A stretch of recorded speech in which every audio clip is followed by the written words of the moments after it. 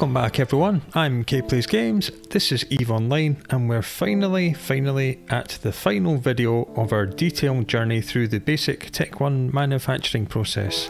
Hooray, rejoice! We've gone through choosing which items to build, how to obtain and improve the blueprints for that item, how to gather the materials, and how to start the building jobs. Now it's time for us to turn all of this hard work into cold, hard cash. So this guide isn't really an industry guide at all, it's more of a market guide. All the way back when we were deciding what to buy, we did some basic market research which helped us to identify markets with stable prices and decent volumes of trade. But this was only dealing with long-term stuff and very general market trends. When it comes time to sell your items, we need to focus on the current state of the market at that specific point in time when we're selling our goods. The first thing we need to work out is where to sell our items. Trade hub stations are one option. These have huge volumes of trade orders, so a good chance of a quick sale.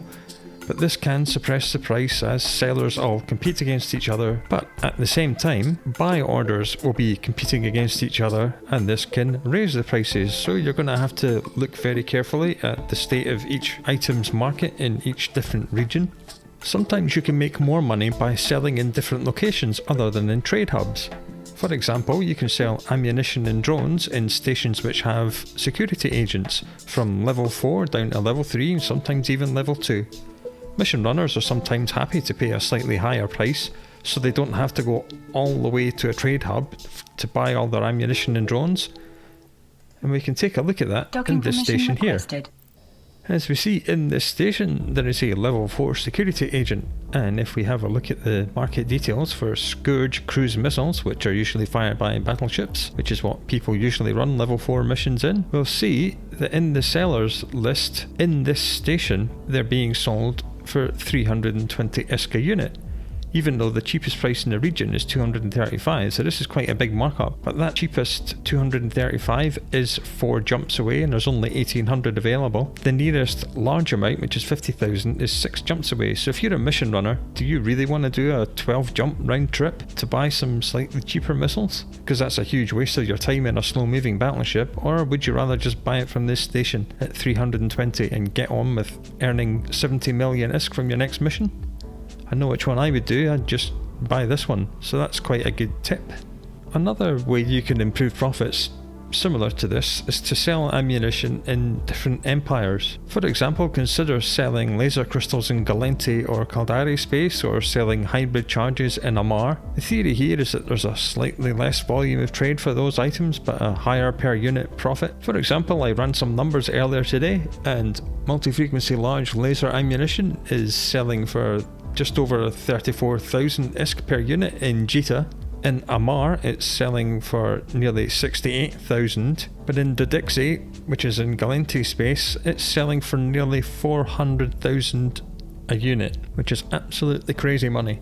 But conversely, in Amar, the highest buy order is 35,000, and in Jita, it's only 10,000. So as we see, the price for this kind of racial ammunition is not the same in every region. It varies quite a lot, so you might want to do a lot more market research on that as well. Once again, I'm going to recommend EVE Tycoon Market Browser to you all. It's a really great resource and it lets you see prices from any region in the game at any time, so you can do all your market research from whenever you want. The next thing we need to think about is whether or not we're going to sell instantly and directly to players' buy orders, or if we're going to set up our own sell orders. Selling directly and immediately means you instantly convert all your items into ISK and avoid the setup broker's fees for setting up sell orders and the time it takes to babysit and look after these orders, but you'll probably be getting a lower price per unit by following this route. Third-party websites are again very useful here, as you can very quickly see where the best prices are and travel there to take advantage of them. Do be aware that some orders will have a minimum volume attached to them. This means you need to sell at least that many items in one go to that order, so do make sure you take enough items with you to be able to fill the order. Also check the quantity of the order. If they're only requesting a few hundred at a high price, then that's maybe a waste of time and you're better off finding a larger quantity. After all, you don't want to be spending all your time flying around fulfilling 100 here and 100 there and 400 somewhere else. You'd rather just go one place and sell 50,000 instantly, because time is money. To sell instantly to a buy order, you look up the market details for the item you're wanting to sell, you find the highest buy order, and then you set destination to it if it's not green. If it is green, then it means you're already within range to sell to this order. So the top two orders here are both for 20 ISK a unit for this particular item. So this one's green already, so we don't have to move. Sometimes you'll have to move a couple of jumps until it turns green. Then you dock anywhere at any station, because it doesn't matter, because you're in range to sell to it. You drag the items into the station's item hanger.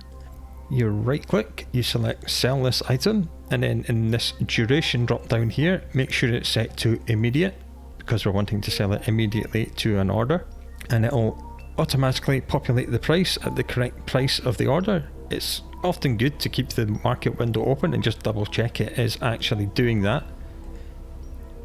The minimum volume here, we need to sell at least 10. Sometimes if you forget to check the minimum volume, then it will not use this price. If we, for example, tried to sell 9 immediately, as we see, 9 is less than the minimum order 10, so instead of getting the price of 20 ISK a unit, we're only getting 3.12 per unit, because that we have not fulfilled the minimum order. And that's why it's good to keep the market page open so you can double check, just in case you've overlooked the minimum volume. In the bottom right, we see the broker's fee is 0% because we're not setting up our own order, we're selling to someone else's, so there's no fees for that, so it's 0 ISK. The sales tax starts off at a base rate of 5%, which is applied to all transactions on the market, buying or selling. This can be lowered with a trade skill. You find it in the trade category. This one, accounting, lowers the sales tax by 11% per level. So it starts at 5%, then that 5% is reduced by 11 per level, down to a minimum of 1.13 at level 5, which is what I have. So we'll be selling 1100 units of this at 20 ISK, so that's 2200, and then we'll be paying about 247.5 ISK in tax. So what we will get is this number in green. If you're happy with that, click sell. Your items disappear and you get the cash instantly. Really easy. Setting up your own sell order means you can name your own price, but as I mentioned, this does involve extra setup costs. Modifying this order will cost you more in the way of fees, so you don't want to be doing that too often, otherwise you'll kill your profits. Again, to set up a sell order, you just go to the station you want to sell it from, right click, select sell, and this time, instead of picking immediate, select anything else, and this will be you setting up your own order. The duration doesn't really matter, most people just do 3 months. What you can do, you can set your own price. Now this idiot here is selling 100 units at 20 ISK, so I think that was a misclick by someone. I think he wanted to make a buy order, but he clicked sell instead, whoopsie. So what we would want to do is to do just a little bit less than this order to make sure that people bought from us, so we want to do 113.1. Now the thing to know here, this will automatically round to the first 4 figures. Because we're only using 5 figures and our last figure is a 0 anyway, this won't affect us. But if we were selling something like a battleship, which is worth well over 100 million ISK, then it would default to the first 4 figures. Okay, so we'd want to just slightly undercut this, so our one would go just above it in the rankings.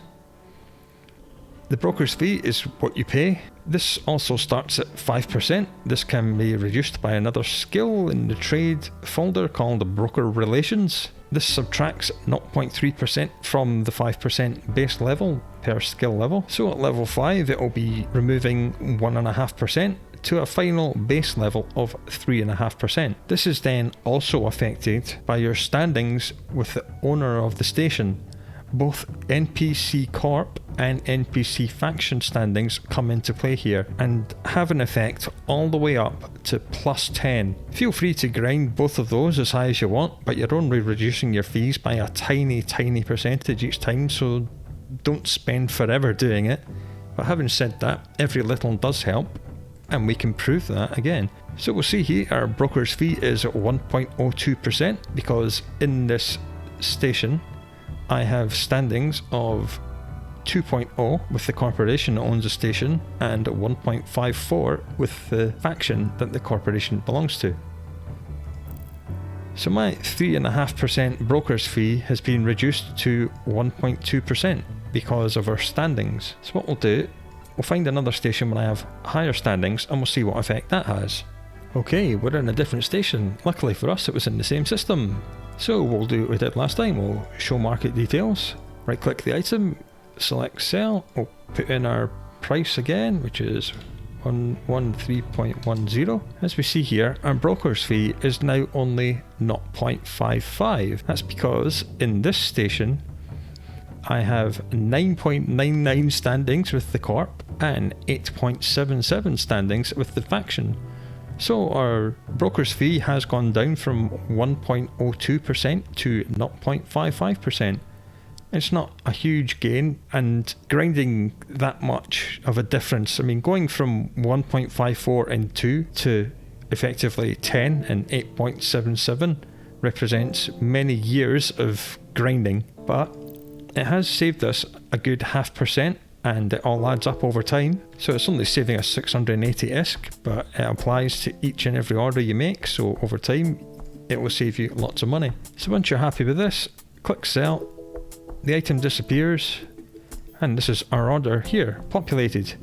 It's blue because I clicked this option in the top right of market page which says mark my orders.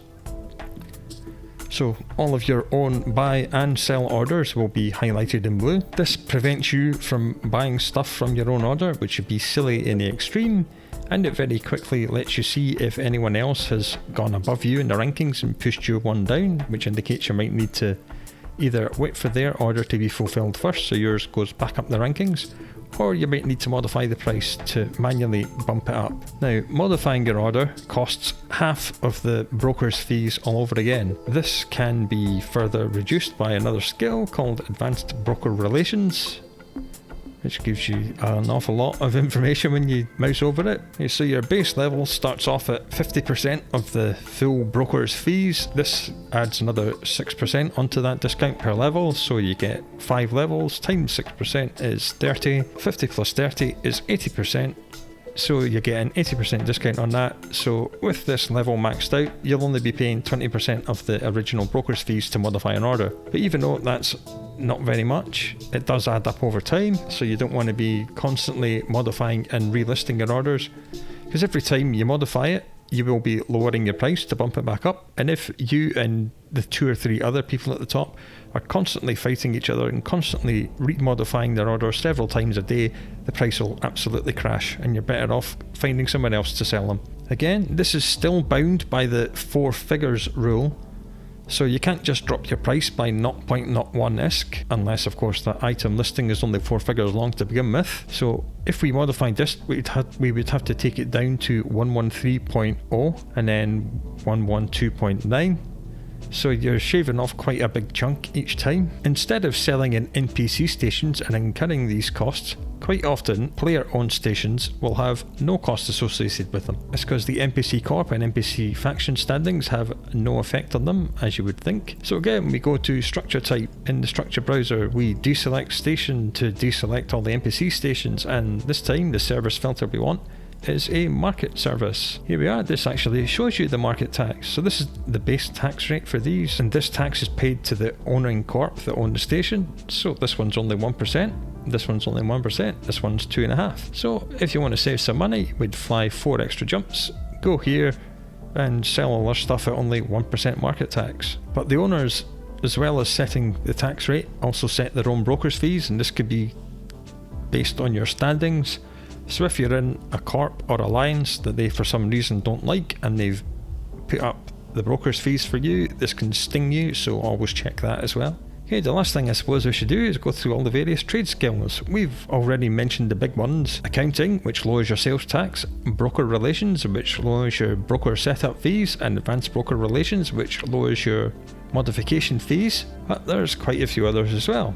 The trade skill itself gives you 4 extra active market orders per level, and if that's not enough, you can do retail, which adds another 8 orders per level. And if that's still not enough, you can do wholesale, which adds another 16 per level. And if that's still not enough, you can do tycoon, which adds another 32 per level. So if you're crazy and you do an awful lot of trading and you max out all of these skills to level 5, you will have a total of 305 available market slots. So you could have 305 market orders all open at the same time. And you can see your market orders on the market page. You click this button up here, it says market orders. This brings it up. This is the one order we just made. And down here is all the information you need. Orders remaining, 52 out of 53 max. I've only got 53 open orders. It's not quite 305, but it's good enough for me. This is the base broker's fee, including my skills. This is the base transactions fee, including my skills. This shows us how much ISK is in total in all of our orders. It's really quite handy. Okay, back to the skills. Marketing is quite a good one. This increases the range between you and the item you want to sell, so you don't always have to be in the same station as the item you're selling. Again, each level increases the range between you and your item by 5 jumps, but as always it's limited to region. So as long as you're in the same region as your item, you'll be able to sell it. So you can leave quite a big stock of things at a trade hub, and then whenever you feel like selling some, you can have a look at the state of the market and make an order remotely and sell off some of it. It's really quite handy. Again, this saves you travel time, and time is money. Procurement works in very much the same way as marketing, but this lets you buy orders remotely. So if you want to buy stuff at a trade hub, you don't have to go all the way to the trade hub to set the order. You can just poke your nose into the region, set the order at the trade hub, and then go home and wait for your order to be filled. That's quite handy. Day trading is pretty cool. This lets you modify orders at range. So marketing and procurement are for setting up, buy and sell orders respectively, and day trading is for modifying them. This one's really quite important. This lets you use the market orders page so you can keep an eye on your orders from wherever you are and modify them from home. So that more or less brings us to the end of this particular video and the entire basic industry series. Hopefully now you have enough knowledge to identify gaps in the market, get some perfect blueprints researched up, get some cheap materials and convert it all into a big old pile of ISK. I think in the next video on industry we'll dive into the technicalities and mysteries of Tech 2 production. I do hope you come back for that, and until then, do take very good care of yourselves. I'll talk to you again very soon.